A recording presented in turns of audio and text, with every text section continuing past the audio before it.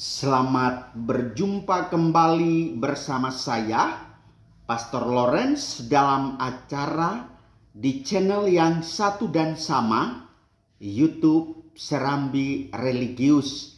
Semoga religiusitas umat beriman semakin diperteguh dan diperkokoh demi menjamin keselamatan di akhirat nanti. Ibu bapak, saudari-saudara umat Allah yang terkasih, mari kita lanjutkan peziarahan permenungan kita pada kesempatan ini dengan mempertanyakan bagaimana nasib bayi yang meninggal tetapi dia belum dibaptis.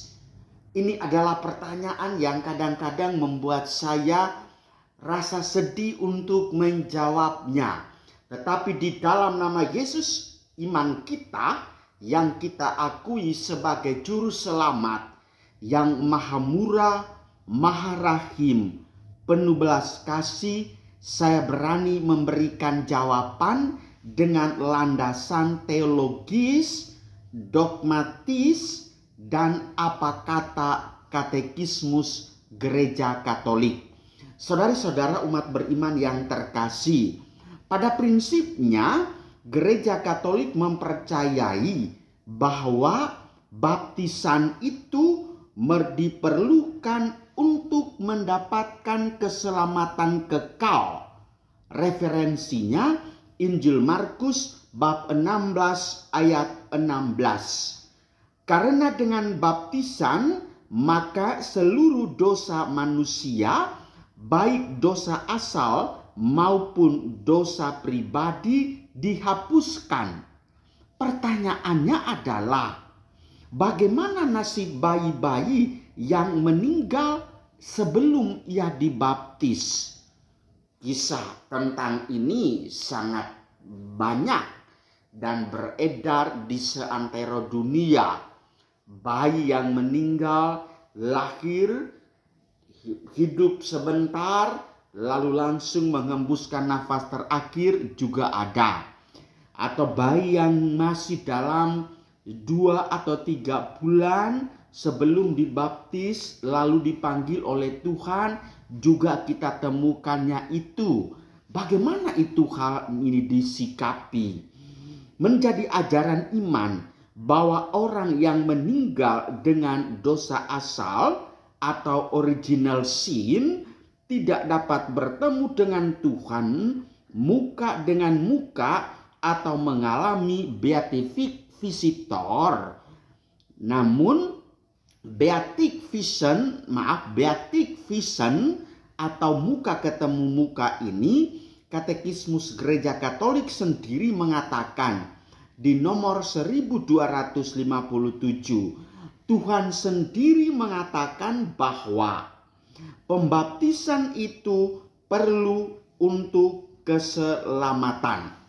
Oleh karena itu, saudara-saudariku yang terkasih, gereja tidak mengenal sarana lain daripada pembaptisan untuk menjamin langkah masuk ke dalam kebahagiaan abadi. Sekali lagi saya tegaskan, ini pandangan gereja. Jangan Anda mempertentangkan dengan ajaran agama-agama lain yang tentu juga memiliki spesifikasi dogmatis atau kekhususan ajaran mereka yang tentu berbeda dengan Gereja Katolik. Nah, oleh karena itu, melalui pembaptisan, Katekismus Gereja 1263 dikatakan, diampunilah semua dosa, dosa asal, dan semua dosa pribadi serta siksa-siksa dosa. Dengan demikian, bagaimana dengan orang yang memiliki baptis kerinduan? Baptis kerinduan adalah orang yang sudah memiliki niat untuk dibaptis, tetapi belum saatnya untuk dibaptis. Dia boleh dikuburkan secara Katolik dan pasti Tuhan akan memberikan belas kasih, menerima pengampunan dosa dan masuk ke dalam dunia sorgawi. Itu namanya baptis kerinduan. Lalu bagaimana dengan baptis darah? Baptis darah adalah ini baptisan para martir. Mereka itu mengorbankan darah mereka demi membela iman. Nah, pasti dengan demikian darah-darahnya itulah menyucikan kehidupan dia dan pasti masuk surga. Kembali kita kepada persoalan bagaimana anak-anak atau bayi yang meninggal tetapi belum dibaptis. Saya tidak mengarang dan tidak juga bersikap spontanitas untuk memberikan jawaban ini. Tetapi ibu dan bapak saudari-saudaraku, ikutilah ajaran saya ini berdasarkan ajaran dogmatis dari gereja Katolik yang penuh dengan muatan atau kadar nilai teologisnya. Apa kata Katekismus Gereja Katolik? Katekismus Gereja Katolik 1261 mengatakan bahwa anak-anak yang mati tanpa pembaptisan hanya dapat dipercayakan gereja kepada belas kasih Allah seperti yang ia lakukan dalam ritus penguburan mereka. Maka belas kasih Allah menjadi titik prioritas pemahaman iman kita. Belas kasih Allah yang besar yang menghendaki agar semua orang diselamatkan.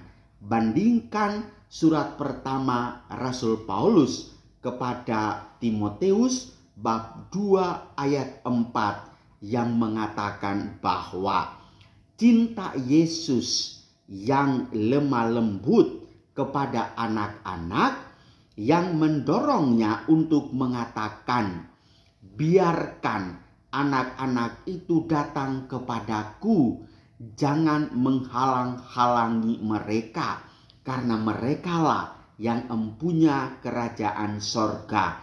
Ditegaskan dalam Injil Markus bab 10 ayat 14. Ini mau membenarkan harapan kita bahwa untuk anak-anak yang mati tanpa pembaptisan ada satu jalan keselamatan. Gereja meminta dengan sangat kepada orang tua agar tidak menghalang-halangi anak-anak untuk datang kepada Kristus melalui anugerah pembaptisan kudus. Yang kedua, Katekismus Gereja Katolik nomor 1283.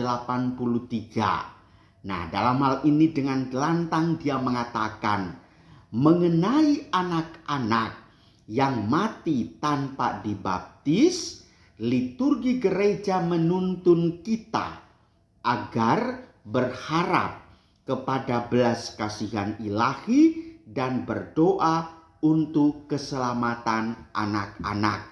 Dengan demikian, ibu bapak saudari-saudaraku yang terkasih, titik start pemahaman kita adalah bahwa gereja mengakui keselamatan untuk di dalam sorga melalui pembaptisan.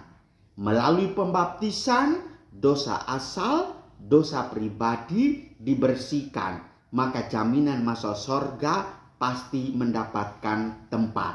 Sementara sang bayi yang belum memiliki dosa pribadi tetapi memiliki dosa asal atau dosa warisan, ada satu jalan keselamatan, yaitu belas kasih dan kemurahan Allah yang mengatakan, biarkanlah anak-anak itu datang kepadaku, jangan menghalang-halangi mereka, karena merekalah empunya kerajaan sorga. Berdoalah bagi mereka senantiasa. Tuhan memberkati kita semua. Amin.